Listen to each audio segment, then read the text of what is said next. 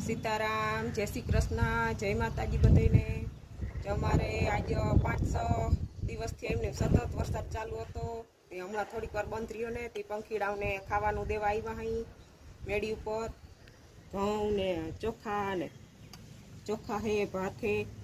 સતત 5-6 દિવસથી એમને વરસાદ વરસતો હતો. તે હવે જો થોડીક વાર બંધ રહ્યો ને તે પંખીડાઓને ખાવાનું આપી દઈ.